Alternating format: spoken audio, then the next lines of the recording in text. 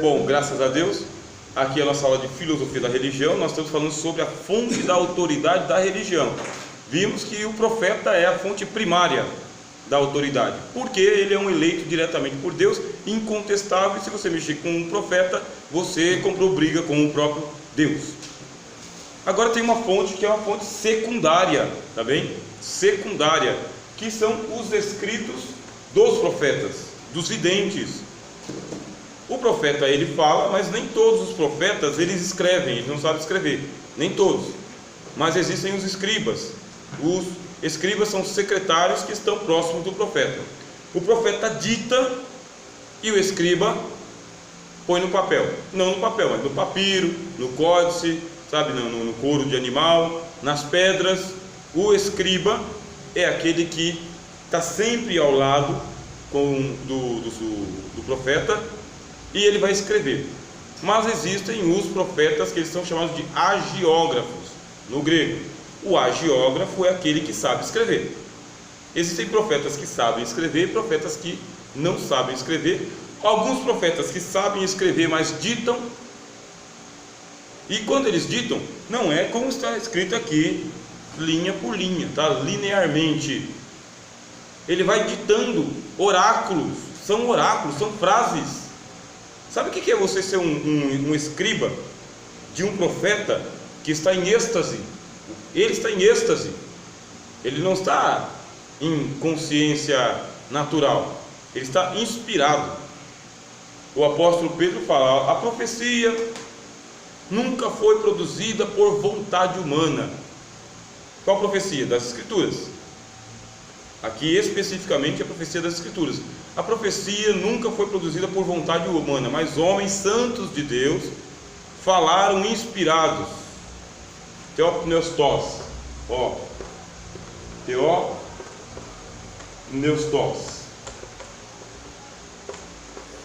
O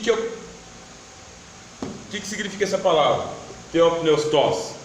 O pneuma, tá? O hálito, o fôlego de Deus. De Deus. Deus está respirando em cima do profeta. Deus está respirando, o hálito de Deus está tomando conta da consciência do profeta. Homens inspirados por Deus, inspirados. Quando eles fazem assim, é o fôlego de Deus que vem para dentro. A ideia que ele tem é a ideia que o próprio Deus está tendo dentro da cabeça dele. Isso é inspiração. O Pedro fala: o profeta está inspirado. Agora o profeta não está falando diante da multidão. Ele não levou uma mensagem para o rei, não levou uma mensagem para o sacerdote, não levou uma mensagem para o povo. O profeta está falando como um escriba. Ou está falando com o escriba, ou ele mesmo está escrevendo. Só que ele não está escrevendo linearmente, sabe? Assim diz o Senhor Jeová. É frase por frase. Frase por frase. E o escriba tem que ir escrevendo, sabe? Ou ele tem que ir anotando. Era difícil escrever. Era muito difícil escrever. Por isso, não dava para escrever tudo de uma vez. Eu vou escrever o livro do profeta Jeremias aqui de uma vez só. Não foi assim que aconteceu. Eram pequenas profecias, pequenos oráculos, vocês estão entendendo? Frases soltas, algumas frases. Pequenos discursos de 5, 10 minutos. Todas as profecias são assim, tá? Todas são assim. Não são gigantescos discursos. Nem dava para fazer os gigantescos discursos. Isso aí depois foi compilado, isso aí depois foi arrumado, foi arranjado. Depois os acadêmicos, né, os escolásticos, os organizadores dos livros compilaram e colocaram na ordem que está aí. Você pega as profecias de Isaías, por exemplo, você tem uma dificuldade muito grande nas profecias de Isaías. Qual que é a ordem correta? Qual vem primeiro, qual vem depois? Por que o capítulo 6 está lá no capítulo 6 e não aqui no capítulo 1? O que foi que aconteceu? Se o chamado dele acontece no capítulo 6, o que ele estava fazendo no capítulo 1, 2, 3, 4, 5? Por que tem aquela ordem? Porque Isaías é chamado de Isaías, Deutero-Isaías e Trito-Isaías. Isso aí é a teologia que vai ajudar vocês a descobrir. Então o ponto é o seguinte: esses profetas, além de eles soltarem o oráculo, eles começaram também a escrever ou pagar para um amanuense escrever. Preserva-se o escrito do profeta para poder saber se vai se cumprir essa profecia.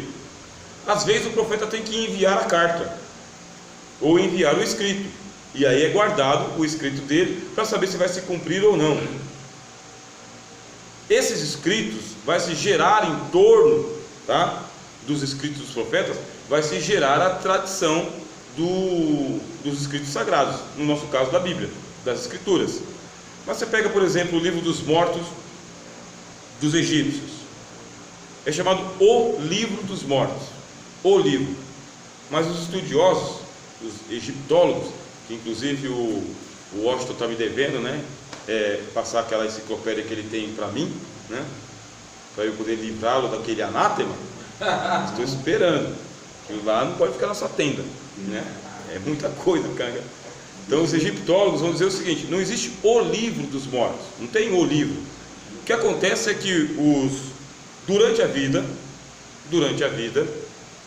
os egípcios eles se preparavam para a caminhada da morte, por causa que do outro lado eles tinham que enfrentar 42 juízes do outro lado.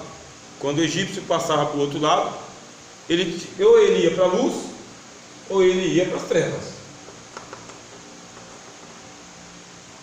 Para a luz ou para as trevas. E ele ia se apresentar diante de 42 deuses. Alguns falam 42, outros falam 52, outros falam 72. Depende do pergaminho que você estiver lendo lá, do escrito, tá? Aí o que acontece? Você vai falar diante dos deuses, e você não pode falar o que você quer. Você tem que falar o que o Deus quer ouvir. São 42 juízes, não é um juiz que nem o nosso caso. Jesus é o nosso juiz, advogado, é o único mediador entre Deus e os homens. Jesus para nós é o único.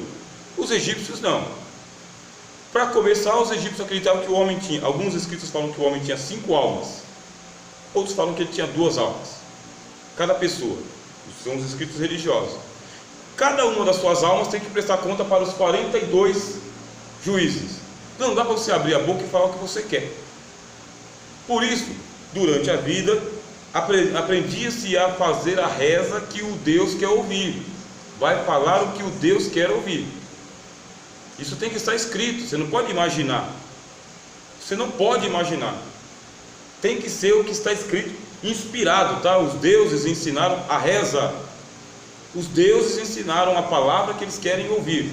Isso que eu estou falando para vocês aqui está dentro da piedade ortodoxa cristã, islâmica cristã, católico cristã. O que é essa piedade? Não reze o que você quer. Você vai rezar, vai falar, reza o que está inspirado, o que está escrito. É da onde surge o mito da reza. Por que eu tenho que rezar 10 Pais Nossos? Porque está escrito. Deus não quer ouvir o que você tem a dizer se você não sabe rezar nem o Pai Nosso. Reza os 10 Pai Nossos e as 100 Ave Marias, porque elas são muito mais eficazes do que todo o seu palavreado sem sentido. Isso aqui é a tradição religiosa. Todas as religiões têm os escritos sagrados. Entre os escritos sagrados estão as rezas, e as rezas são as palavras que os deuses querem ouvir e não querem ouvir mais nada. O livro dos mortos não é um livro dos mortos. É porque quando o morto ele era embalsamado, que ele era colocado lá no sarcófago, os familiares pegavam o livro dos mortos, pedacinhos de textos, e colocavam no caixão, colocavam no sarcófago, levavam o morto para a pira, né, ou para a pirâmide, ou para o túmulo, levava o morto, e o morto ele pegava aqueles papiros, aqueles pedacinhos de textos, e ele levava lá para o outro lado. Quando ele chegava diante de um Deus, ele pegava o livro dos mortos e recitava a oração. Chegava diante do outro Deus, ele recitava a oração, não inventando palavras, mas aquilo que os deuses querem ouvir. Se ele tivesse aprendido a fazer as rezas durante a vida, do outro lado ele estava tranquilo. Ele chegava aqui e ele podia reencarnar, ou ele ia para o reino da luz, mas ele podia reencarnar, podia voltar depois, ou ressuscitar, porque os egípcios também acreditavam na ressurreição, e por isso que eles embalsamavam os corpos. Agora, passou a vida inteira, não temeu os deuses, não aprendeu a fazer as rezas, morreu, chegou diante dos 42 juízes e ainda quer falar o quê? Não vai, não tem outra, vai para as trevas.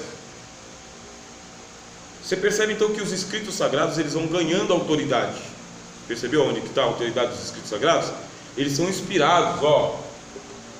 Os deuses ensinaram que você tem que falar, não inventa.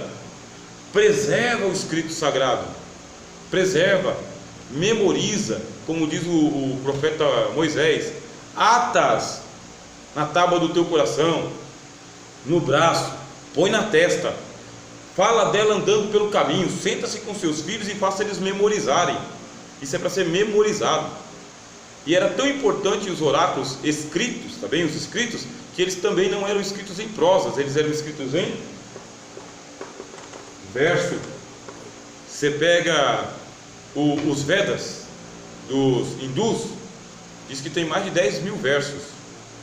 Eu não li o Vedas, eu li o Mahabharata, que está dentro dos Vedas, tá bem? Ele é escrito em versos. Como em versos? Do jeito que está escrito Cantares. Cantares está escrito em versos. O livro de Jó está escrito em versos. Os provérbios estão escritos em versos. Mas os profetas todos, eles eram escritos em versos assim também. É para ser cantado. Os Vedas é para ser cantado, tá? Cantado. O Corão dos muçulmanos é para ser cantado também. Vocês já viram eles cantando? Eles cantam o Corão, surata por surata. Eles não chamam de versículos, eles chamam de surata. Então, o sura, tá? É cantado. Por que canta? Canta para gravar na memória. É para ficar gravado. As crianças aprendem a cantar. O idoso não esquece. O jovem sabe cantar. Então, os oráculos escritos é para ser cantados em versos. Em versos. E depois podem ser estudados em prosa, como é o caso da nossa Bíblia. Seja como for, o escrito tem autoridade religiosa, porque não foi produzido pela vontade do profeta, foi produzido por inspiração do divino, e nela tem profecia. Tem profecia. E caso não se cumpra uma das profecias, o profeta é falso. E caso eu quebre, eu violente, sabe, eu viole, eu adultera, se eu de fora vou lá e pego o livro do profeta, e eu adultero ele, tem uma maldição dentro do texto sagrado. Isso aí é coisa de todas as religiões, tá? Não faça isso com o texto sagrado. O texto sagrado está protegido por uma proteção divina. Se você adulterar o texto, uma maldição pega em você. Isso aí você vai encontrar no livro do Apocalipse. Acrescentou as pragas que estão descritas nesse livro, serão acrescentadas na sua vida. Tirou, também será tirada a sua parte da árvore da vida. Aí você fala, mas isso aí é só no Apocalipse. Não, isso aqui é uma máxima dentro dos escritos religiosos. É inspirado, é de Deus, não mexe. É do jeito que está aí. Aí você pega a Bíblia do Antigo Testamento, dos judeus, tá? Você fala, mas houve adulteração nos escritos judeus? Não, eles colocaram lá o texto, tá? Tem o texto. Faz de conta que isso aqui é o texto, tá? Faz de conta que é o texto, só consoante. Eles colocaram alguma coisa no texto? Não, eles colocaram sinais. Sinais que são sinais de vocalização. As vogais, A, E, I, O, U. Sobe, mais alto, mais baixo, pausa. Mas eles não colocaram nada no texto. O hebraico foi escrito em consoantes e não tem nada adulterado. É assim que nasce a autoridade do livro sagrado. Você não pode mexer nele. Tem que ler do jeito que está ali e crer do jeito que está ali. Bom, por enquanto é só. Acho que é isso. Agora a filosofia da religião, ela vai entrar com a crítica. E a crítica da filosofia é o seguinte: isso é lenda, tá? É lenda. Você dizer para mim que um texto escrito por Jeremias, quase 700 anos antes de Cristo, há 2.600 anos atrás, por Jeremias, que tinha um secretário chamado Baruque, e que ele falava a profecia para o Baruque. O Jeremias está inspirado, mas o Baruque não.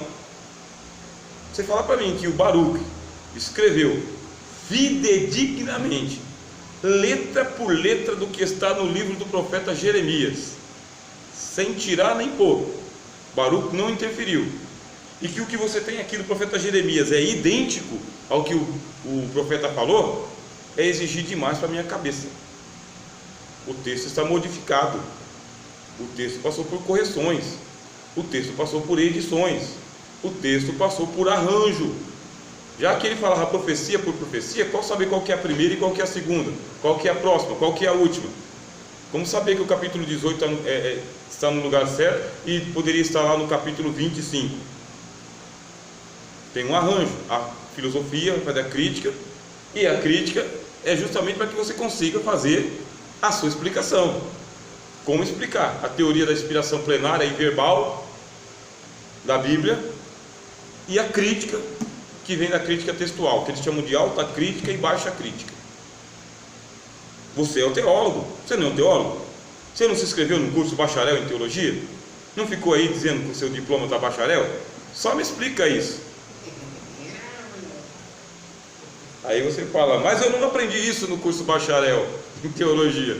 Meu professor não ensinou, mas nem ensinou e nem insinuou, fez nada. É da onde vem a crítica de que pode ser que o texto não seja divinamente inspirado. Ó, a filosofia se intrometendo na sua fé. Acaba com tudo.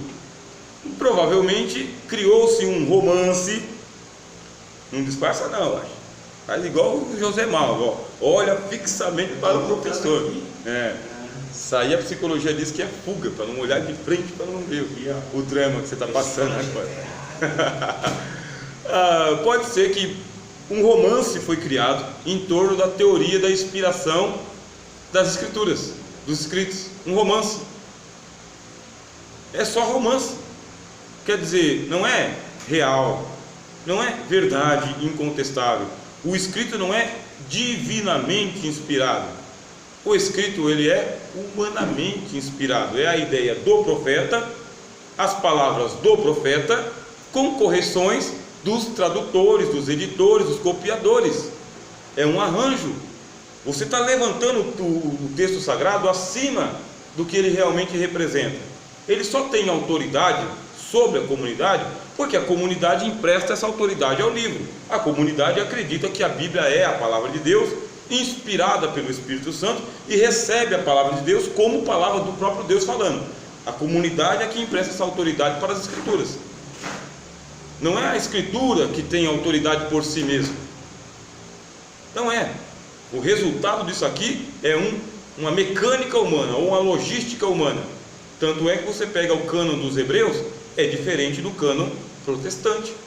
Os judeus arrumaram a Bíblia de outro jeito. Ué, se é inspirado, a filosofia se intrometendo na sua fé, se é inspirado, por que Deus permitiu que os livros estejam assim, nessa ordem toda bagunçada? Ou alguns de um jeito e outros do outro? Por que os escritos do Antigo Testamento são inspirados, os do Novo são inspirados, e os deuterocanônicos não são? Outra questão. Por que a Bíblia é inspirada, mas o Corão não é inspirado? Os Vedas não é inspirado. O livro dos mortos não é inspirado. Por que a Bíblia é inspirada e os outros livros religiosos não são? Se a mecânica é sempre a mesma. Todos os que escreveram em nome dos seus deuses. Todos inspirados pelos seus deuses. E disseram que foram os deuses. Você pega os textos das religiões, é que eu não trouxe, mas você pega os textos das religiões, você vê que eles falam em nome de Amon, em nome de Baal, em nome de Marduk. Eles falam em nome dos seus deuses, do jeito que nós temos aqui. Assim diz o Senhor. Aí tem uma mítica criada em torno da Bíblia, como sendo a palavra de Deus. E veja que eu estou provocando vocês, tá bem? Tem uma mítica e você acredita na mítica. Na mítica. Agora justifica a tua mítica. Para justificar a tua mítica, você tem que criar uma outra mítica também. Aí você acredita na mítica. Ficou a pergunta da religião, da filosofia para a religião. Por que o seu escrito ele é autoritativo? É a comunidade que dá autoridade para o livro. Porque a comunidade que não reconhece a Bíblia como a palavra de Deus, a Bíblia não tem autoridade. E a comunidade que tem a Bíblia como autoridade da palavra de Deus, a filosofia vai perguntar o seguinte: se a Bíblia é a palavra de Deus, como vocês dizem, ela tem alguns preceitos e ordenações aqui, que são diretos. A palavra do apóstolo Paulo direta, a Bíblia é a palavra de Deus. Não permito que a mulher fale na igreja. Pá! Põe um ponto assim, ó. Não permito. É para a gente cumprir no literal. Mulher não pode falar na igreja. Qualquer exegese vai mostrar isso aí. Aí você vem com a hermenêutica. Uma coisa é exegese, outra coisa é hermenêutica. A hermenêutica, ela faz um arranjo. Ela vai dizer que a gente tem que contextualizar. Agora é uma outra sociedade, cosmopolita, século XXI, pós-modernidade, emancipação das mulheres. Mudou. Isso é hermenêutica.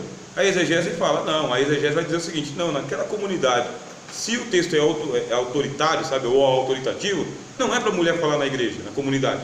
Se tem dúvida, pergunte ao marido. Na igreja, não. Nem que profetize. Se profetizar, né, que esteja com a cabeça coberta, por causa do anjo. Já leu isso, Abraão? Por que a mulher tem que usar o véu? Por causa do anjo. O que o anjo tem a ver com a nossa vida eclesiástica? Por causa do anjo. Aí você vai dar uma explicação hermenêutica. A filosofia da religião vai falar o seguinte, está vendo aí? Você não aceita a autoridade do texto, você aceita a autoridade da tua hermenêutica, da tua interpretação, não do texto sagrado. Você está se intrometendo no texto. O texto não está tendo autoridade sobre você.